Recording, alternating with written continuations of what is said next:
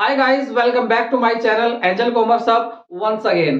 देखिए, सबसे पहले हैप्पी न्यू ईयर, नव वर्ष की ढेर सारी शुभकामनाएं एंजल कॉमर्स हब की तरफ से। आई होप आपने अच्छे से सेलिब्रेशन भी कर लिया होगा। और क्योंकि आगाज हो चुका है नए साल का, इस नए साल में हमें कुछ नया करना है, हमें कुछ वो मुकाम हासिल करना है जिसके लिए हमने पूरी साल सपना देखा है। हमारा सपना तभी पूरा होगा जब हमारे परीक्षा में अच्छे मार्क्स आएंगे। और आज एक छोटा सा गैप मैंने इसीलिए ही दिया था कि देखिए आप फ्रेश हो जाएं, अपने माइंड को रिफ्रेश कर ले और दोबारा से अपने काम पर लग जाइए। अब शुरू करते हैं आज अपना नया topic, cash flow statement. Cash flow statement की यदि हम बात करें तो इसको सबसे ज्यादा हार्ड कहते हैं ये हार्ड है, ये कठिन है, ये चैप्टर अच्छा नहीं लगता। लेकिन मैं आपसे कहता हूं, आप मेरे साथ इस वीडियो में टिल द एंड तक बने रहिए और फिर आप देखना कि ये कितना इजी चैप्टर है। इंटरेस्टिंग भी है, इजी के साथ साथ इंटरेस्टिंग भी है। और यहां से 6 मार्क्स का तो क्वेश्चन बनना ही बनना है, बट जो आपके एमसीक्यूज हैं 1 मार्क्स के क्वेश्चन वो भी निकलते हैं। और साथ में जो चैप्टर हमने पीछे पढ़े थे, सेकंड चैप्टर था, फर्स्ट चैप्टर था इस बुक का, वो भी हमारे दोबारा से रिवाइज खुद हो जाएंगे यदि आपने मेरी थ्योरी को, मेरी क्लास को ध्यान से सुन लिया।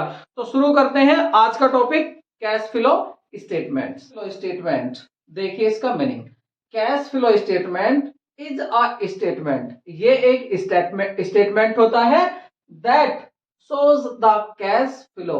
ये एक ऐसा स्टेटमेंट होता है जो कैश का फ्लो दिखाता है। अब कैश का फ्लो कैसा होगा? कैश इनफ्लो और outflow. Inflow increase in cash and outflow decrease in cash. Simple language में अगर बात करें, सिंपल शब्दों में, साधारण शब्दों में अगर हम कहें तो अगर कैश आ रहा है बिजनेस में तो इनफ्लो है, जा रहा है तो आउटफ्लो है। आगे इसमें एक वर्ड और आया, देखिए ये फ्लो तो दिखाएगा किसका? Cash and cash equivalent. अब ये नया वर्ड क्या है? कैश को तो आप अच्छी तरह से जानते हैं, लेकिन यहां आया cash equivalents during a period under report. एक पीरियड में, एक साल में दिखाता है कि कितना कैश आया, कितना कैश गया। तो कैश फ्लो क्या है? एक स्टेटमेंट्स। अब ये कैश इक्विवेलेंट्स क्या हैं? अब इनको बताते हैं कि कैश इक्विवेलेंट्स है क्या। तो कैश और कैश इक्विवेलेंट की यदि हम बात करें तो आपको क्या करना है? देखिए, अगर बात करें कैश एंड कैश इक्विवेलेंट क्या है, वो सब चीजें, वो सब कुछ जो आपका हाई लिक्विड होता है, मींस जिसको आप वेरी शॉर्ट पीरियड में कैश में कन्वर्ट कर सकते हैं। ऐसी ऐसा आपकी एसेट जिसको आप कैश में वेरी शॉर्ट पीरियड में, अभी हम वेरी शॉर्ट पीरियड कहें तो कौन सा पीरियड होगा?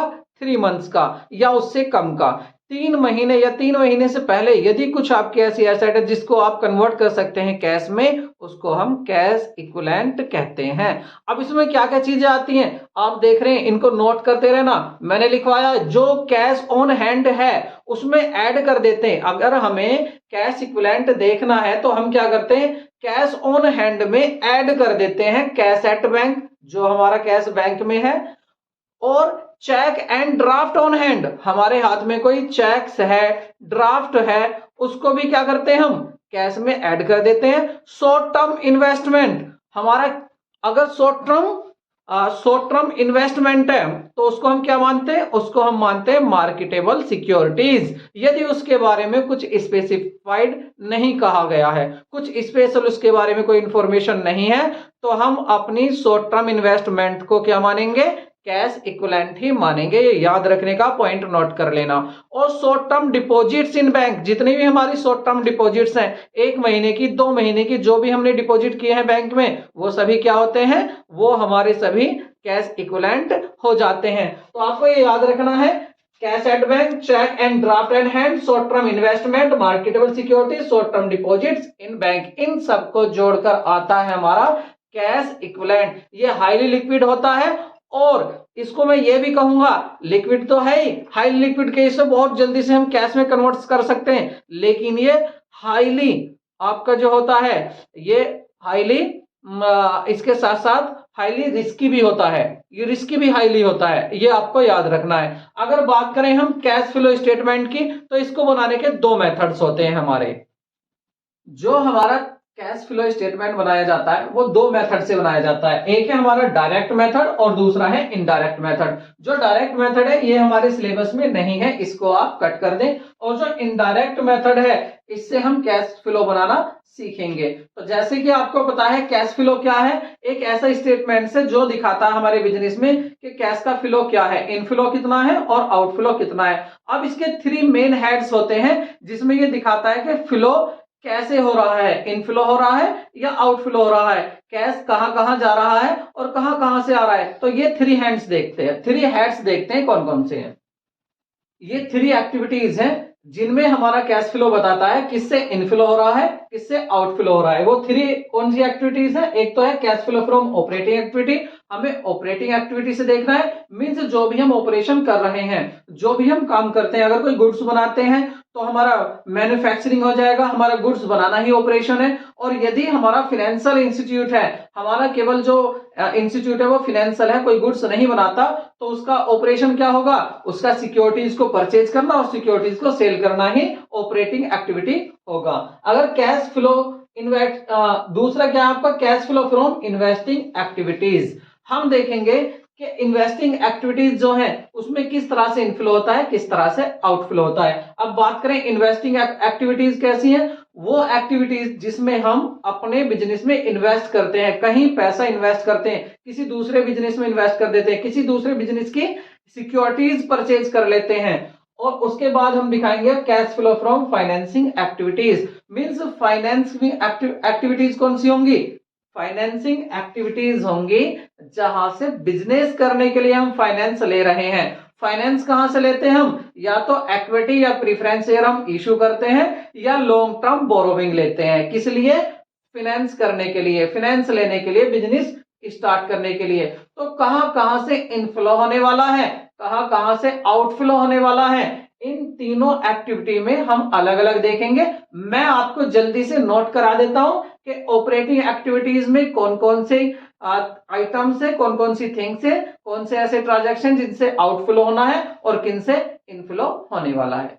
अब हमें इसमें जल्दी से ये नोट कर लीजिए आप, इसमें क्या नोट करना है, हमें हमें देखना है कि ऑपरेटिंग एक्टिविटी कौन कौन सी है। ऑपरेटिंग एक्टिविटी में कौन सी एक्टिविटी ऐसी है जहां पर कैश का इनफ्लो होगा और कहां से आउटफ्लो होगा।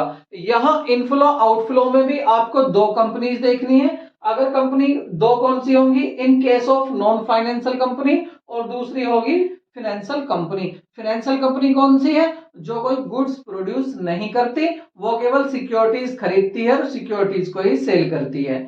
दूसरा ये जो है आपका नॉन फाइनेंशियल कंपनी, ये कौन सी कंपनी है, ये वो कंपनी है जो कोई गुड्स बनाती है।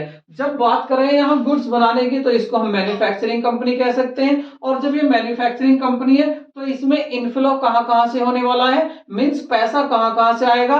तो देखिए कैश सेल, जब ये अपने गुड्स को, अपने जो अपना प्रोडक्ट है उसको सेल करेगी ये कंपनी, तो गुड्स कैश का क्या होगा, इनफ्लो होगा, कैश आएगा। दूसरा cash receivable from trade receivable. Trade receivable में क्या आता है, ट्रेड रिसीवेबल में आपके आता है एक तो डेटर्स और दूसरा bills receivable, B R.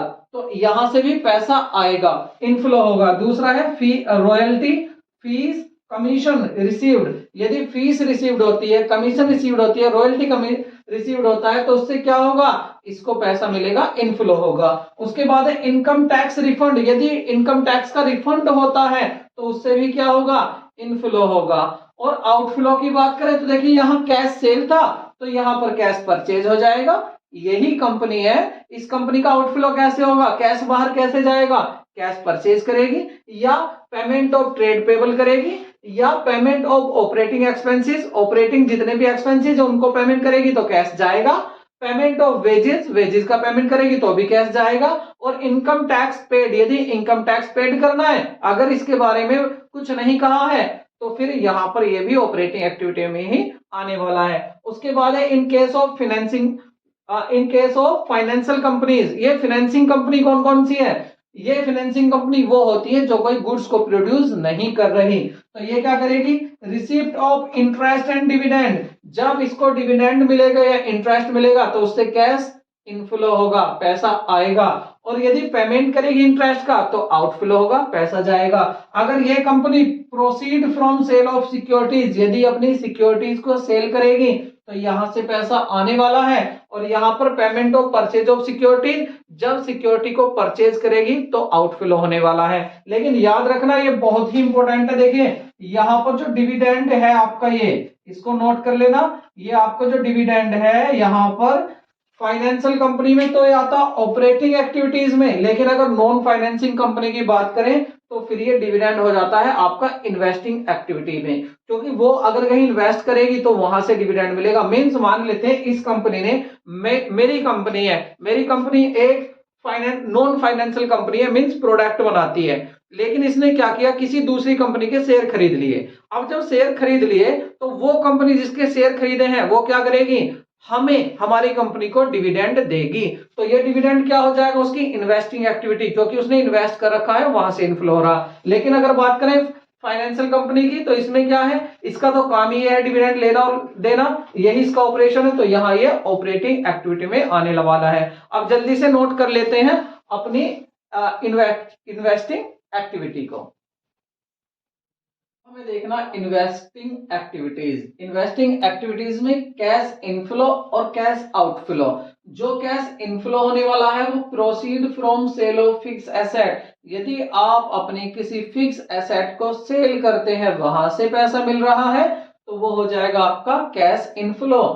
Proceed from sale of investment, अगर आप अपने इन्वेस्टमेंट को सेल कर रहे हैं, कहीं आपने इन्वेस्टमेंट किया हुआ है और उसको सेल कर रहे हैं तो वहां से भी इनफ्लो होगा। लेकिन इसमें ध्यान रखना, अदर देन मार्केटेबल सिक्योरिटीज, जो शॉर्ट टर्म सिक्योरिटीज है उसको छोड़ देना, उसको इसमें इंक्लूड मत करना, क्योंकि मैंने बताया वो किसमें आता है, कैश इक्विवेलेंट में आता है short term marketable securities, short term investment. उसके बाद है rent received from property held as investment, यदि आपने कहीं है कोई प्रॉपर्टी ले रखी है, कंपनी ने कोई प्रॉपर्टी ले रखी है और उस पर रेंट मिल रहा है कंपनी को, तो वो भी क्या हो जाएगा, इनफ्लो हो जाएगा। आउटफ्लो की बात करें तो यदि आप फिक्स एसेट को परचेज कर रहे हैं तो क्या होगा, पैसा जाएगा, आउटफ्लो होगा। अगर परचेज कर रहे हैं किसी इन्वेस्टमेंट को तो पैसा जाएगा, आउटफ्लो होगा। लेकिन ये इन्वेस्टमेंट कौन सा होगा, शॉर्ट टर्म इन्वेस्टमेंट से अलग वाला, लॉन्ग टर्म वाला।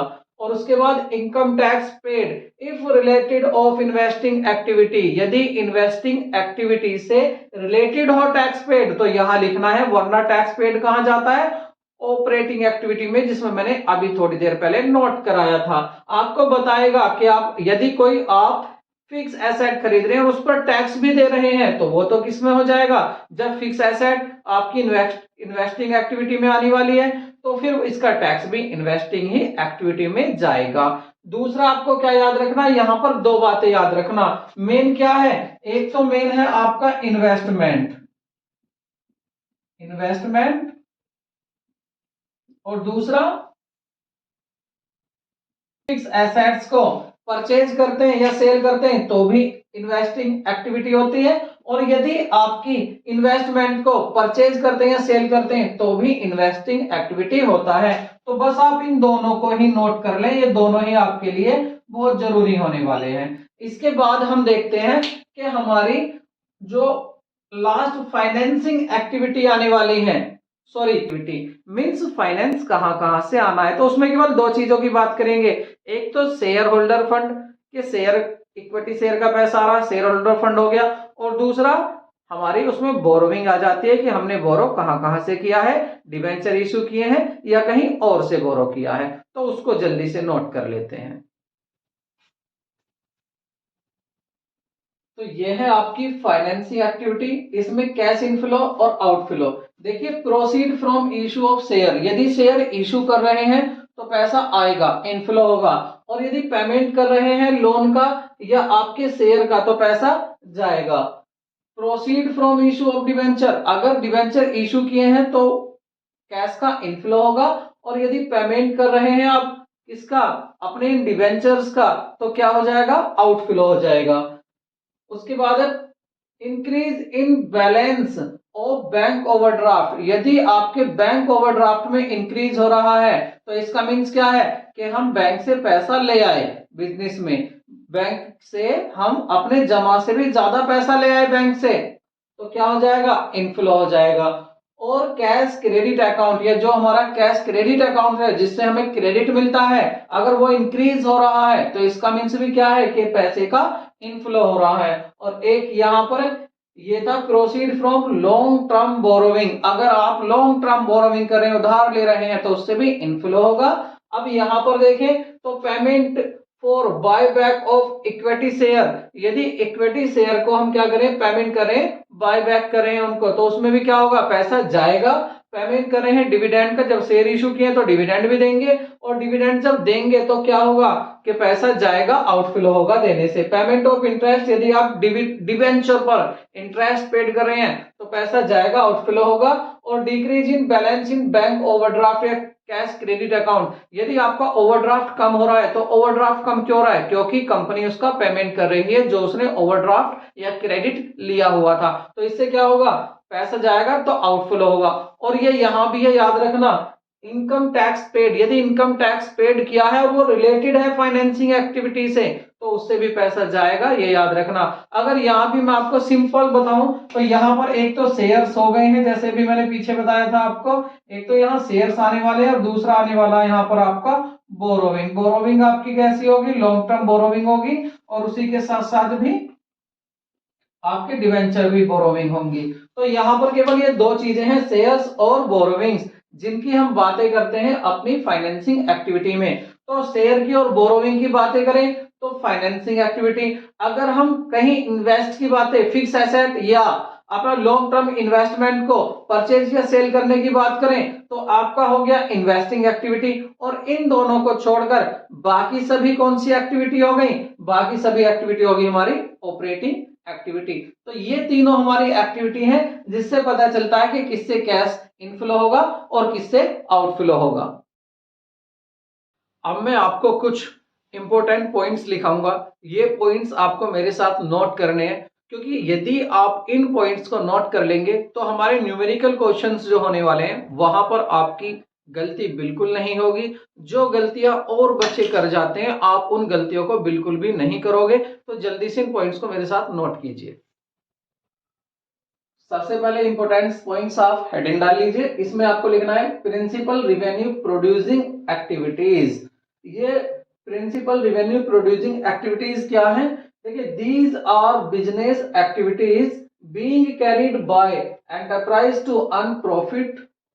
ये ऐसी एक्टिविटी है जो एक एंटरप्राइज इनको कैरी करता है, क्यों कैरी करता है, प्रॉफिट कमाने के लिए। अगर एग्जाम्पल की बात करें तो पहला देखिए, for a computer manufacturing company, अगर एक कंप्यूटर मैन्युफैक्चरिंग कंपनी की बात करें हम, तो इसमें कंपनी जो मैन्युफैक्चर कर रही है कंप्यूटर को और सेलिंग कर रही है कंप्यूटर को सेलिंग करेगी, मैन्युफैक्चर करेगी, पहले मैन्युफैक्चर करेगी उसके बाद सेल कर देगी कंप्यूटर को, तो ये एक्टिविटी इसकी क्या कहलाएगी, प्रिंसिपल रेवेन्यू प्रोड्यूसिंग एक्टिविटी। दूसरा एग्जांपल देखिए, फॉर द ट्रेडिंग कंपनी, जो ट्रेडिंग कंपनी है वो क्या करेगी, उसका बस ट्रेडिंग काम है। ट्रेडिंग क्या है, परचेज करना और सेल करना, तो purchase and sale of goods is its principal revenue producing activity. वो क्या करिए, गुड्स को परचेज करती है और उसको बेच देती है, वो बनाती नहीं है, तो वो ट्रेडिंग कंपनी के लिए क्या है, ये इसकी एक्टिविटी कहलाएगी प्रिंसिपल रेवेन्यू प्रोड्यूसिंग एक्टिविटी।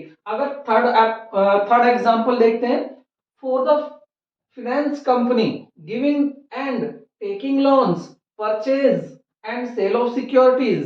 देखिए, या तो वो लोन ले रही है या दे रही है। कौन सी कंपनी की बात करें, जो खाली फाइनेंस का काम करती है, फाइनेंसिंग कंपनी की बात करें, तो वो जो सिक्योरिटीज को आपकी जो सिक्योरिटीज है लोन को ले रही है और दे रही है, ये जो उसकी एक्टिविटी है, ये एक्टिविटी कहलाएगी प्रिंसिपल रेवेन्यू प्रोड्यूसिंग एक्टिविटी।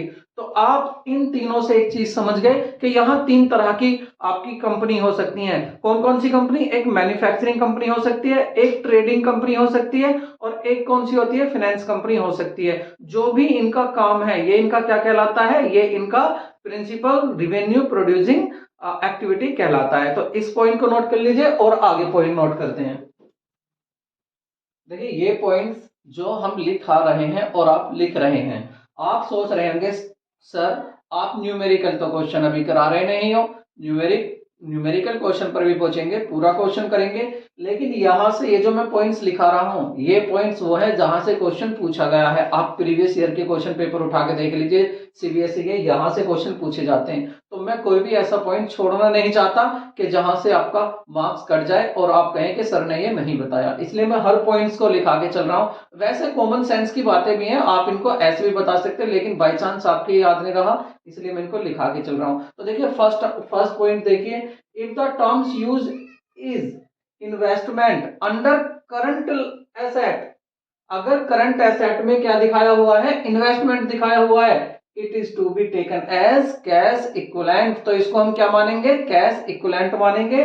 कब, जब ये करंट एसेट्स में दिखाया जाएगा। क्या दिखाया जाएगा, इन्वेस्टमेंट। और अगर करंट एसेट में नहीं दिखाया जाता, नॉन करंट एसेट में दिखाया जाएगा, तो वो आपकी इन्वेस्टिंग एक्टिविटी हो जाएगी। आगे देखिए, अ सिंगल ट्रांजैक्शन, केवल एक transaction, is classified an operating activity और इन्वेस्टिंग एक्टिविटी और फाइनेंसिंग एक्टिविटी। एक ट्रांजैक्शन आपका कोई सा भी हो सकता, आपकी ऑपरेटिंग हो सकता है, इन्वेस्टिंग हो सकता और फाइनेंसिंग एक्टिविटी हो सकता है। दूसरा देखिए इसकी एक बात, अ सिंगल ट्रांजैक्शन में include cash flow under to different activities. For example, अब एक ऐसा देखिए, एक ट्रांजैक्शन है जो आपका दो एक्टिविटी में आ रहा है। अब ये कौन सा है, देखिए मैंने कलर चेंज कर दिया है आपको याद रहे। A machinery is purchase under hire purchase system, यदि हायर परचेज सिस्टम के अंडर कोई परचेज की जा रही है कोई मशीनरी, तो उसमें दो चीजें होती हैं, दो एक्टिविटी होती हैं। देखो पहले मैं बता दूं हायर परचेज सिस्टम क्या है। ये हायर परचेज सिस्टम ऐसा है जैसे आप कहते हैं ना कि किस्तों में, इंस्टॉलमेंट में हमने मोबाइल परचेज कर लिया, तो ये जो मोबाइल किस्तों में ले रहे हैं, हम इंस्टॉलमेंट में ले रहे हैं, इसमें दो चीजें होती हैं। एक तो आप इंटरेस्ट देते हैं, इंटरेस्ट पूरा नहीं, मतलब इंटरेस्ट का भी पार्ट होता है जो आपकी इंस्टॉलमेंट होती है उसमें, एक किस्त में दोनों चीज होती हैं, इंटरेस्ट भी होगा, ब्याज मतलब, और दूसरा प्रिंसिपल, जितने का मोबाइल है उसमें से भी कुछ इसमें जुड़कर जब किस्त बनी हुई है।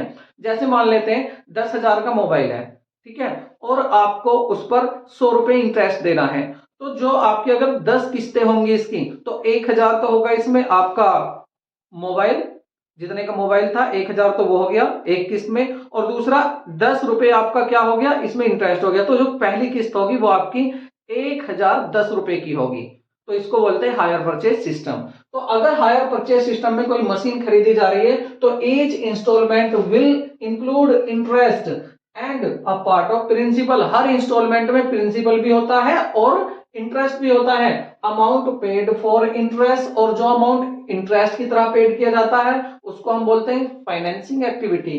एंड वेयर्स, जबकि amount paid for principal is an investing activity, और जब आपने मशीन खरीदी है, इन्वेस्ट किया है पैसा, तो इन्वेस्टिंग एक्टिविटी भी होगा। और जो आप वो कॉस्ट दे रहे हैं, जो आप उसको लेने की कॉस्ट दे रहे हैं, जो आप फाइनेंसिंग कॉस्ट दे रहे हैं, जो आप इंटरेस्ट दे रहे हैं, वो क्या हो जाएगा आपका फाइनेंसिंग कॉस्ट।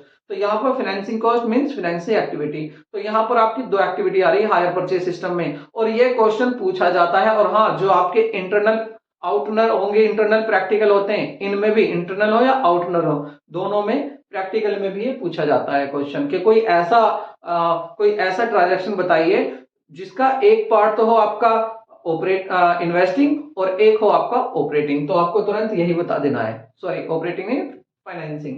तो एक तो फाइनेंसिंग हो जाएगा आपका और एक हो जाएगा इन्वेस्टिंग, यदि आप हायर परचेज से कोई एसेट परचेज कर रहे हैं। आगे क्या पॉइंट्स है, issue of share and debenture, यदि शेयर या डिवेंचर इशू किए जा रहे हैं for consideration other than cash, also conversion of debenture into shares other than other type of securities, share हो सकते हैं, डिवेंचर हो सकते हैं, या कोई अदर टाइप ऑफ सिक्योरिटीज हो सकती हैं। अगर डिवेंचर या शेयर इशू किए जा रहे हैं अदर देन कैश, इसका मतलब है कि आप कोई परचेज करें मशीन और उसके बदले में अपने शेयर इशू करें, या आप अपनी जो है डिवेंचर को इशू करें, तो यहां पर कैश नहीं आ रहा, तो ये आइटम जो है, ये ट्रांजैक्शन आपके कैश फ्लो स्टेटमेंट में बिल्कुल भी नहीं आते। या कोई और सिक्योरिटी आप दिखा रहे हैं, क्या कर रहे हैं आप, और सिक्योरिटी है उसको क्या कर रहे हैं, उसका कन्वर्जन कर रहे हैं, तो आप क्या करेंगे, उसको भी कैश फ्लो स्टेटमेंट में बिल्कुल भी नहीं दिखाएंगे। कैश, अगर बात करें कंसीडरेशन अदर देन कैश क्या है, ये आप पढ़कर आए हैं,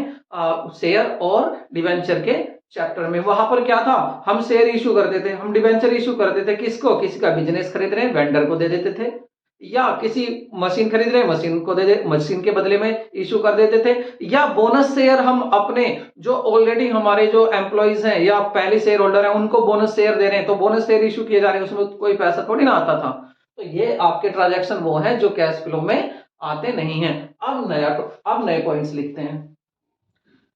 transactions not regarded as cash flow, ऐसे ट्रांजैक्शन जिसको कैश फ्लो नहीं समझा जाता है, कैश का ना आना ना जाना समझा जाता, वो क्या है, कैश डिपॉजिट इनटू बैंक। देखिए कैश हमने डिपॉजिट किया बैंक में, मींस कंपनी का जो कैश रखा हुआ था कंपनी में, कैश इन हैंड था, वो क्या किया, वो बैंक में रख दिया। तो कैश ऑन हैंड हो या कैश एट बैंक हो, दोनों ही क्या है, कैश इक्विवेलेंट की कैटेगरी में आते हैं। तो कैश इक्विवेलेंट से तो बाहर नहीं गया, कैश इक्विवेलेंट में ही रहा, तो ये कैश ना ही आउटफ्लो है ना ही इनफ्लो।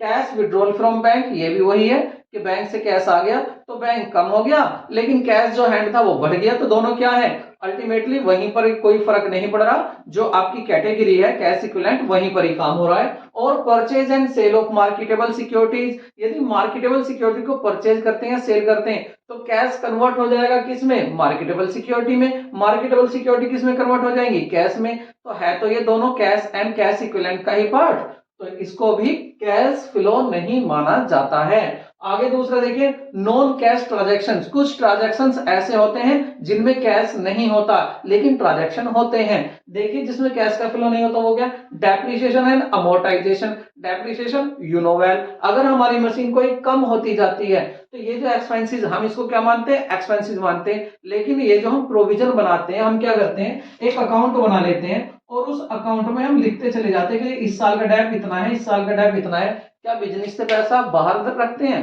क्या बिजनेस से पैसा बाहर जाता है, तो कैश ये नॉन कैश ट्रांजैक्शन होता है, डेप्रिसिएशन और अमोर्टाइजेशन। अमोर्टाइजेशन क्या है, यदि इंटेंजिबल एसेट जैसे गुडविल आपकी यदि वो डिक्रीज हो रही है, वो कम हो रही है, तो उसको बोलते हैं अमोर्टाइजेशन। और यदि आपकी फिक्स एसेट टेंजिबल है, जो दिखाई देती है जैसे मशीन, वो कम हो रही है, तो उसको बोलते हैं डेप्रिसिएशन।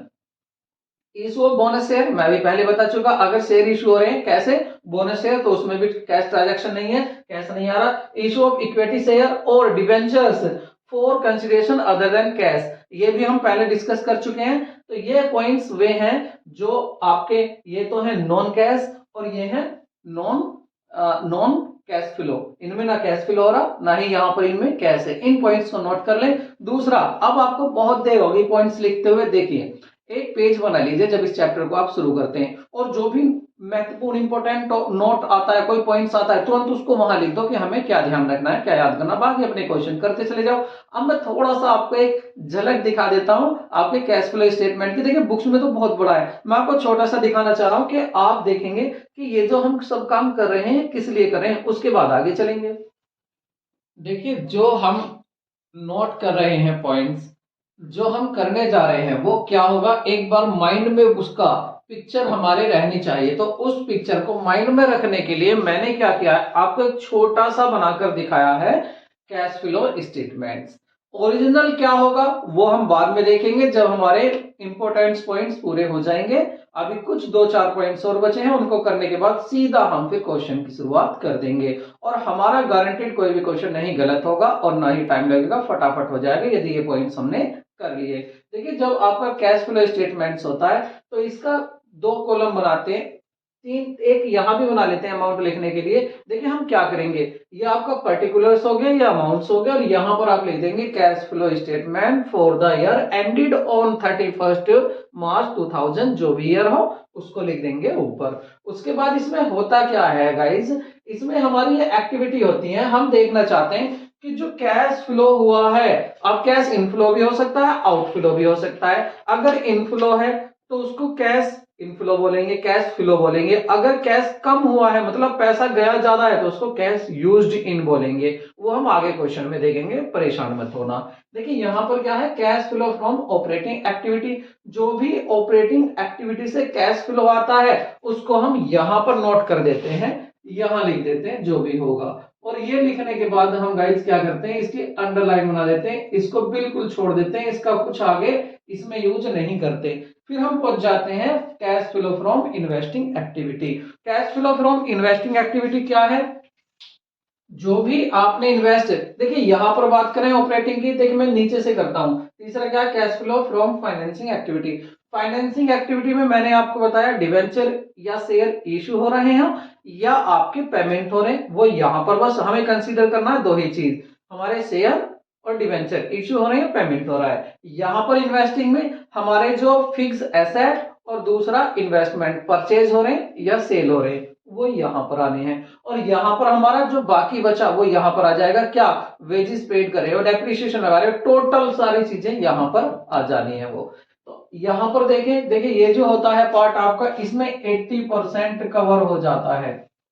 मीन जब आप इसको बनाएंगे तो एक पेज 80% पेज जो बनाएंगे आप उस इसके लिए जगह बना लेंगे। उसके बाद जो बात आपका आता है cash flow from investing activity, 10% यहां पर चाहिए आपको क्वेश्चन का मटेरियल और 10% आपको यहां चाहिए। इस तरह से 100% आपका कैश फ्लो तैयार हो जाता है। ये क्या है, ये एक एक लाइन का काम होता है, इसका कोई परसेंटेज हम नहीं देते। मेन हमारी ये चीजें होती, हम देखेंगे कैश फ्लो कितना हुआ, इसको वहां लिख देंगे। उसके बाद कैश फ्लो कितना हुआ इन्वेस्टिंग से, इसको यहां लिख देंगे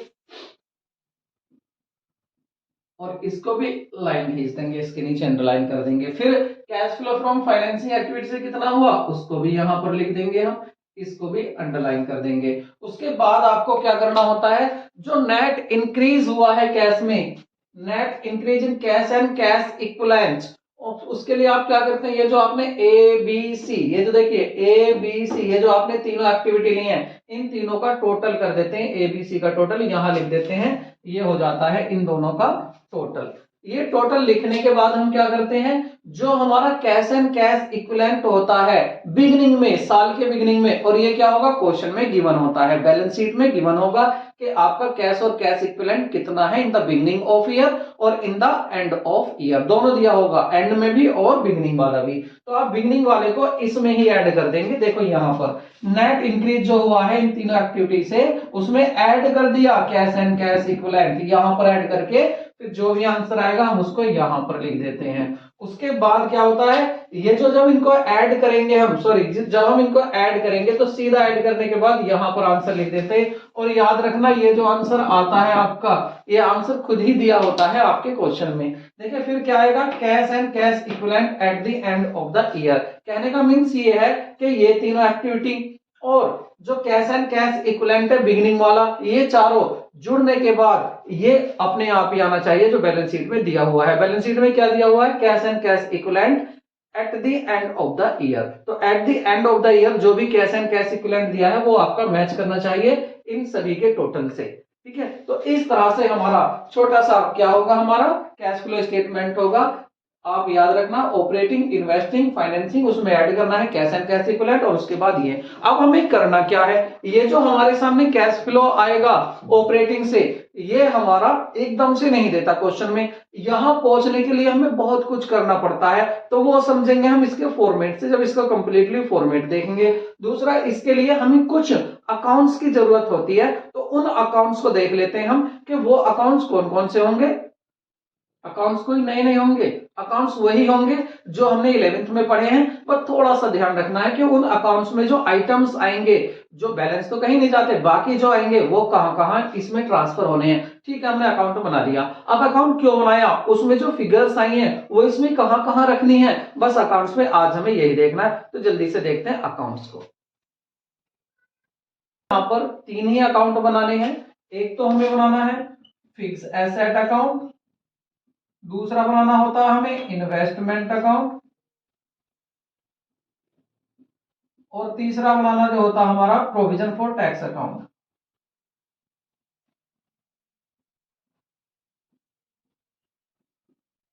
ये 3 अकाउंट हमें मोस्टली बनाने होते हैं। इसमें भी क्या है, देखिए ये तो दोनों हमारी एसेट ही हैं और ये हमारा क्या है, ये हमारी लाइबिलिटी होती है। इनको बनाना कब होता है, देखिए आपको बैलेंस शीट दी जाएगी और बैलेंस शीट में आपको यदि दिया होता है साफ वहां पर कोई एडिशनल इंफॉर्मेशन नहीं दी, मींस बैलेंस शीट के नीचे कोई एडिशनल इंफॉर्मेशन नहीं दी, तो आपको अकाउंट बनाने की जरूरत नहीं है। अगर एसेट का बैलेंस कम हो रहा है, मींस आपको दोनों साल का दिया जाएगा बैलेंस, एसेट को बताएगा पिछले साल इतनी थी अब इतनी थी, अगर कम हो गया तो आपने सेल कर दी, अगर और आ गया बैलेंस इंक्रीज हुआ है बढ़ा है फिक्स एसेट का तो आपने क्या कर लिया, परचेज करी होंगी। दोबारा सुन लीजिए, आपको एक बैलेंस शीट दी हुई होगी, बैलेंस शीट के नीचे एडिशनल इंफॉर्मेशन होंगी, अगर इन एडिशनल इंफॉर्मेशन है, एडिशनल इंफॉर्मेशन क्या होगी, a machinery cost of this sell to this sold to this amount, उसको बेच दिया इतने में खरीदी इतने में बेच दिया, तो आपका अकाउंट बनाना पड़ेगा। और यदि ये एडिशनल इंफॉर्मेशन नहीं दी, आपको बैलेंस शीट में दिए हुए हैं दोनों बैलेंस कि एसेट जो है मशीन जो है वो आपकी इतनी तो थी लास्ट ईयर, इतनी है इस ईयर, तो आपको देखना है अगर इंक्रीज हो गई तो आपने परचेज की होगी और यदि डिक्रीज होगी तो आपने सेल कर दी होगी, तो वहां अकाउंट बनाना नहीं है, एडिशनल इंफॉर्मेशन पर ही अकाउंट बनाना आपको पड़ेगा। अब इसके साथ साथ और क्या है हमारा, इसमें अकाउंट भी कैसा होगा, दो तरह से हो सकता है, एक तो डेप्रिसिएशन खुद कहेगा कि इसमें इतना डेप्रिसिएशन है, और एक कहेगा प्रोविजन फॉर डेप्रिसिएशन इतना है, तो वहां प्रोविजन भी बनेगा। तो पहले देख लेते हैं हम एसेट अकाउंट अपना। तो देखिए एसेट अकाउंट को जैसे आपको पता है, एसेट अकाउंट की कितनी साइड होती है, दो साइड होती है, एक साइड क्या होती है, डेबिट होती है, कोई भी अकाउंट हो सभी की दो साइड है, और एक होती है क्रेडिट होती है। जब ये एसेट है तो एसेट का हमेशा कहां से शुरू होता है अकाउंट, यहां से शुरू होता है डेबिट साइड से, तो क्या लिख लेंगे, यहां लिखेंगे to balance BD, to balance BD, जितना भी होगा हम यहां पर बैलेंस लिख देंगे, दिया होगा हमारा। उसके बाद जिस डेट को भी उसने सेल करी हो यहाँ डेट, उसके बाद लास्ट में क्या आएगा, यहाँ बाय बैलेंस सीडी, मींस सभी काम होने के बाद यहाँ बैलेंस आ जाता है, सीडी, ये दोनों गिवन होंगे क्वेश्चन में, आप दोनों को ही लिख देंगे। इसके बाद क्या करना है, आप मशीन को या तो सेल करेंगे या परचेज, अगर सेल करिए तो आप यहां पर लिख देंगे बाय बैंक अकाउंट, पैसा आ रहा है तो बाय बैंक अकाउंट, ये क्या होगा ब्रैकेट में यहां दिखा देंगे sale of fix asset, sale of fix assets. उसके बाद क्या होगा, इस पे डेप्रिसिएशन भी कहेगा कि इतना इस पे डेप्रिसिएशन लगा, तो उसको यहां दिखा देंगे, क्या दिखा देंगे, bye depreciation account, bye depreciation account. ये किसका आइटम होता है, statement of profit and loss account का। उसके बाद क्या हो सकता है आपका यहाँ पर बाय में, और क्या होगा, ऐसा भी हो सकता है कि आपकी जो मशीन थी वो आपने यहां लिखा और सेल कर दिया आपने, और उस पर डेप्रिसिएशन ये लिखा, और लॉस पर सेल करी, तो उस लॉस को कहां दिखाएंगे, यहां, तो यहां लिख देंगे loss on sale of machine, loss on sale of fix asset, sale of fix assets. ये भी किसका पार्ट होता है, ये भी प्रॉफिट एंड लॉस का पार्ट होता है। ये होने के बाद अब आपको लगता है कि यहां पर कम आ रहा है अमाउंट, यहां ज्यादा आ रहा है, तो आप इधर क्या लिख देंगे, इधर लिखेंगे आप टू बैंक। अब ये टू बैंक कहां से आएगा आपका, ये होगा आपका टू बैंक, ये होगा आपका बैलेंसिंग फिगर। बैलेंसिंग फिगर क्या होगा, इट मींस ये होगा कि मशीन आपने परचेज की है। इधर क्यों ज्यादा आ रही है, क्योंकि मशीन को या एसेट को आपने परचेज किया है। तो इस तरह से इस परचेज निकालने के लिए हम क्या करते हैं, इस अकाउंट को बनाते हैं। ठीक है, कभी कभी ऐसा भी हो सकता है मशीन जो बेचने उस पर आपको प्रॉफिट हो, तो उस प्रॉफिट को आप यहां लिख देंगे, क्या लिख देंगे, by gain on sale of fix assets, sale of fix assets, इसको यहां दिखा दोगे आप फिक्स एसेट्स। ठीक है, तो यहां पर दिखा देंगे इसको फिक्स एसेट्स को, और ये आ जाएगा आपका यहां पर। ठीक, उसके बाद क्या, इधर की जो अमाउंट होगा इसका भी आप टोटल कर देंगे।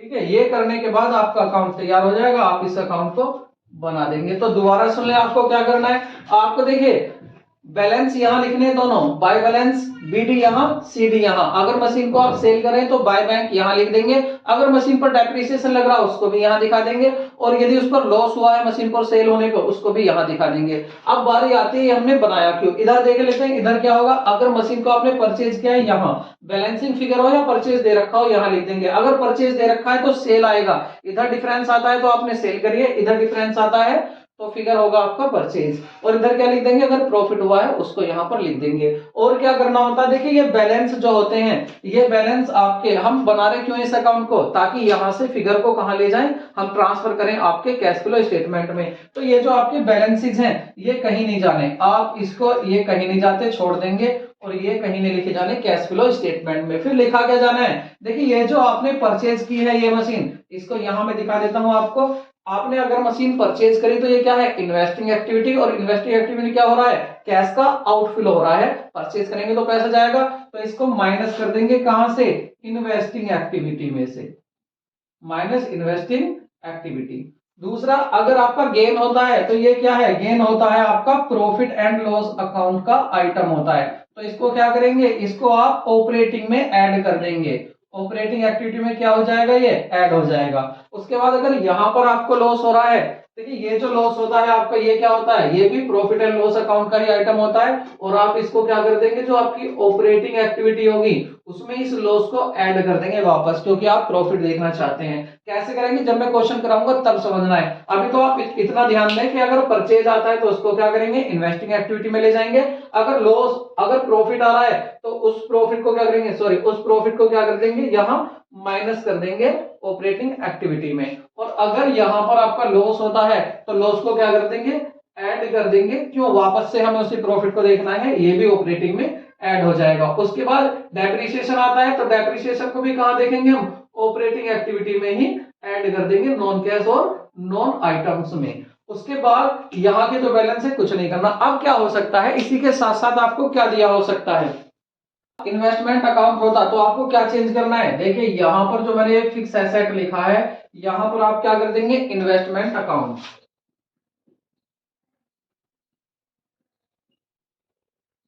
इन्वेस्टमेंट अकाउंट हो जाएगा। दूसरा क्या करना है, देखिए बैलेंस इसी तरह से आना है, बैलेंस बीडी, बैलेंस सीडी। अब जब आप उसको सेल करेंगे, बेचेंगे, तो उस पर देखिए, उस पर डैप नहीं लगता, तो ये डैप नहीं होगा, इस डैप को नहीं लिखेंगे। बाकी सभी चीजें ऐसी हो जाएंगी आपकी, लॉस भी हो सकता है उसको सेल करने पर, और प्रॉफिट भी हो सकता है। और यदि उसको परचेज कर रहे हैं, हमारा इन्वेस्टमेंट बढ़ रहा है, तो यहां पर आ जाएगा फिगर। और यदि इन्वेस्टमेंट हमारा कम हो रहा है तो उसको हमने सेल किया है। तो देखिए यही इन्वेस्टमेंट, इन्वेस्टमेंट सेम, कुछ चेंज नहीं किया मैंने, सेम ऐसा ही है।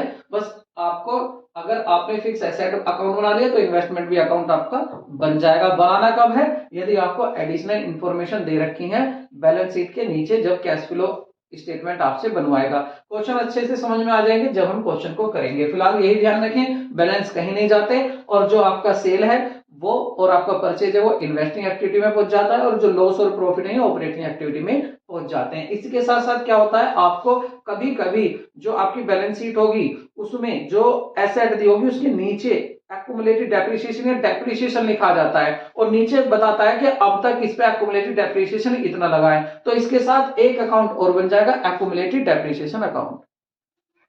तो जो आपका एक्यूमुलेटेड डेप्रिसिएशन अकाउंट होता है, इसमें क्या करना है, देखिए एक्यूमुलेटेड डेप्रिसिएशन कह दो या इसका दूसरा नाम होता है इसका प्रोविजन फॉर डेप्रिसिएशन अकाउंट। तो ये प्रोविजन जो होते हैं ये सभी हमारी लायबिलिटी होती है फर्म्स की, और ये हमेशा क्रेडिट साइड से शुरू होते हैं। तो इसका जो बैलेंस आएगा वो यहां से शुरू होगा, बाय बैलेंस बीडी इधर लिख देंगे, और जब इसका ये बीडी यहां पर आ गया तो सीडी कहां पर आने वाला है, ये बैलेंस बिल्कुल सही डेबिट में आ जाएगा। यहां क्या आ जाएगा, टू बैलेंस सीडी, ये इसका यहां पर बैलेंस आ जाएगा। बैलेंस लिखने के बाद क्या करना है, देखिए इस साल में आपने जो भी एसेट बेच रहे हैं उस एसेट पर जो भी डेप्रिसिएशन लगा उसको हम यहां लिख देते हैं टू मशीनरी अकाउंट। ये कौन सा डेप्रिसिएशन है, जो अब तक जो मशीन बेच रहे हो उस पर अब तक का जो डेप्रिसिएशन लगा है, ये क्या होता है, ये होता है आपका एक्यूमुलेटेड डेप्रिसिएशन। जो उस मशीन पर टोटल डेप्रिसिएशन लगा है वो कहां चला जाता है, यहाँ। तो ये जो अमाउंट आता है इसको हम यहाँ लिख देते हैं बाय डेप्रिसिएशन अकाउंट, या अब नाम क्या आएगा यहाँ पर, क्योंकि एक्यूमुलेटेड बना हुआ तो इस पर क्या आएगा, बाय एक्यूमुलेटेड डेप्रिसिएशन, या दूसरा नाम क्या आ जाएगा, प्रोविजन फॉर डेप्रिसिएशन अकाउंट। तो देखिए ये आपका जो अकाउंट था ये यहाँ पर से कहाँ पहुंच गया, यहाँ पर आ गया ये फिगर आपकी। ये क्या था, जो एसेट आप बेच रहे हैं उस पर कितना अब तक डेप लगा है। उसके बाद यहाँ पर क्या होने वाला है, उसमें आपका ये भी होगा कि इस साल का जो डेप होगा उसको आप यहाँ पर लिखेंगे बाय डेप्रिसिएशन अकाउंट। ये मत सोचना कि यहाँ पर अकुमुलेटेड डेप्रिसिएशन और यहाँ डेप्रिसिएशन लिख दिया। देखिए दोनों नेम अलग हैं, ये अकुमुलेटेड डेप्रिसिएशन है और ये खाली डेप्रिसिएशन अकाउंट है। तो इस साल का जो भी डेप्रिसिएशन होगा वो यहाँ हो जाएगा। और याद रखना ये जो होगी ये आपकी बैलेंसिंग फिगर होगी। यहाँ आपका बैलेंस निकल कर आएगा, ये बैलेंसिंग फिगर है कि इस साल का डेप कितना लगा है। इसको कहाँ दिखाते हैं, अब बात कर लेते हैं इनको दिखाना कहाँ है। देखिए इसकी तो आपको पता था, वहीं दिखाना जहां पहले। और ये जो था आपका ये वाला, ये इससे क्रॉस हो गए, इससे खत्म हो गए, कहीं नहीं दिखाना। ये मशीन अकाउंट एक्युमुलेट डेप्रिसिएशन, जो अमाउंट यहाँ आया वही अमाउंट आपने यहाँ पर लिख दिया, तो ये तो खत्म हो गया, कहीं नहीं दिखाना। दो जगह कहते थे, दो जगह एडजस्टमेंट हो गई, हर एडजस्टमेंट दो जगह जाती है, दो जगह हो गई। इसके बाद क्या करना, ये जो इस साल का डेप्रिसिएशन आया है, ये है इस साल का डेप्रिसिएशन। ये क्या होगा, प्रॉफिट एंड लॉस अकाउंट जो बनाओगे आप, मींस जो आप फिगर लोगे ऑपरेटिंग में, वहां पर जाकर ये वापस से ऐड हो जाएगा, जिस तरह से डेप्रिसिएशन ऐड हो रहा था। तो ये ऑपरेटिंग का आइटम है, इसके बैलेंस कहीं नहीं जाने, इसके बैलेंस कहीं नहीं जाने। ठीक है, तो याद रखना बैलेंस कहीं नहीं जाते, केवल क्या है यहाँ से जिस मशीन को बेच रहे हैं वो मशीन निकलकर उसका निकलकर यहाँ पर डेप्रिसिएशन आ जाएगा और बाकी इस साल का डेप्रिसिएशन यहाँ पर आ जाएगा। अकाउंट को आप अपने अकाउंट को यहाँ पर क्लोज कर देंगे। अब बात कर लेते हैं और अकाउंट्स आपको कौन सा बनाना पड़ सकता है। देखिए आपको प्रोविजन फॉर टैक्स और टैक्स पेड, दो चीजें होती हैं, एक टैक्स पेड, एक टैक्स मेड। अगर टैक्स पेड कितना किया है वो दिया हुआ है, बड़ी अच्छी बात है। टैक्स का प्रोविजन मीन्स टैक्स बनाया कितना है वो दिया हुआ है, बड़ी अच्छी बात है। दोनों दे रखे हो आपके किसमें, बैलेंस शीट में दिए होंगे। तो जो आपका प्रोविजन मेड है वो ऑपरेटिंग एक्टिविटी में आपका ऐड हो जाएगा और जो पेड है वो आपका माइनस हो जाएगा। लेकिन अगर आपको ये नहीं दिया जाता, एडिशनल इंफॉर्मेशन दे दी जाती है और कहते हैं कि प्रोविजन मेड फॉर दिस, अगर नीचे एडिशनल इंफॉर्मेशन में दे दिया तो आपको प्रोविजन का अकाउंट बनाना पड़ेगा। नाम क्या होगा उसका, प्रोविजन फॉर टैक्स। और यदि आपने ये बना लिया तो बिल्कुल इसी की तरह वो अकाउंट होता है। देखिए वो भी क्या है, लायबिलिटी है, प्रोविजन है, तो हम पहले उसका यहाँ पर नेम लिख देंगे। क्या नेम आ जाएगा उसका, प्रोविजन फॉर टैक्स। अब इसमें क्या है, यहां मशीन की तो बात होनी नहीं है तो मशीन को हटा देते हैं। बाय बैलेंस बीडी जितना भी दिया हुआ होगा, मींस जो आपका ओपनिंग होगा, मींस लास्ट ईयर का दिया होगा, उस अमाउंट को आप यहां पर लिख देंगे। और जो आपका करंट ईयर का दिया होगा उस करंट ईयर के को आप यहां पर लिख देंगे टू बैलेंस सीडी। ये क्या होगा बैलेंस सीडी, ये होगा आपने कि इस साल आपने कितना प्रोविजन मेड किया है। उसके बाद अब तो बैलेंस लिखने के बाद हमने लिख दिए इसके बैलेंस। ठीक है, बैलेंस कहां से आएंगे, बैलेंस शीट से, बैलेंस शीट से दिए होंगे। अब नीचे आपको दिखाएगा या तो पेड दिखाएगा या मेड दिखाएगा। अगर आपको कहता है कि प्रोविजन मेड इतना है तो आप उसको क्या लिख देंगे, इधर लिख देंगे by statement of profit and loss account. ठीक है, ये क्या होगा, ये होगा कि आपने मेड कितना किया है, प्रोविजन मेड, और कौन सा, करंट ईयर में। करंट ईयर में आपने कितना मेड किया है प्रोविजन, उसको आप यहां पर दिखा देंगे। अब नाम क्या आएगा उसका, statement of profit and loss account. और यदि देता, अगर आपको ये नहीं देता, आपको कहता कि पेड इतना किया है, तो आप उसको यहां दिखा देंगे। जब पेड किया है तो बैंक गया होगा तो टू बैंक अकाउंट यहाँ डेबिट आ जाएगा।